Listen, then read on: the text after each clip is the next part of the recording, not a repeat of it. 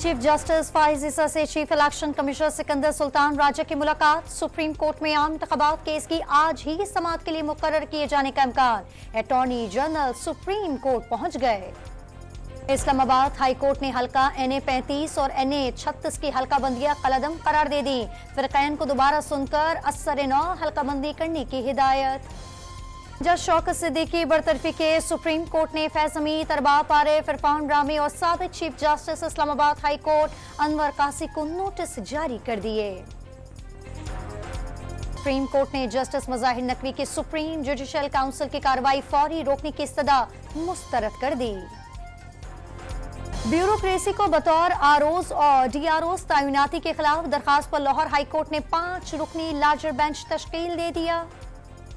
नून league ने PTI पर इंतखाबात सबूताश करने का इल्जाम लगा दिया। PTI को इलेक्शन से भागने नहीं देंगे, एहसन इकबाल की मीडिया से गुफ्तगू।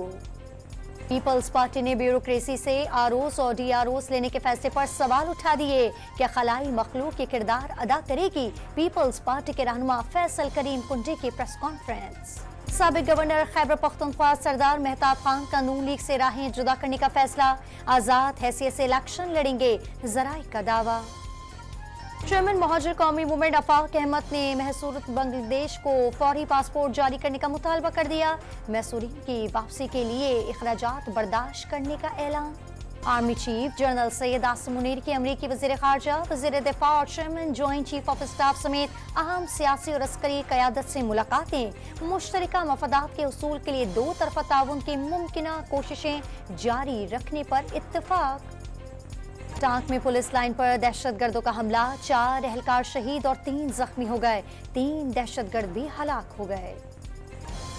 बुलान में कौमी शाहरा पर बाला नाड़ी से लिवीज फोर्स की गाड़ी को हादसा, 2 लिवीज जवान जां बहक। और पाकिस्तान ने ऑस्ट्रेलिया के खिलाफ पहले टेस्ट के दूसरे दिन के इख्तिताम पर 2 विकेटों के नुकसान पर 132 रन बना लिए।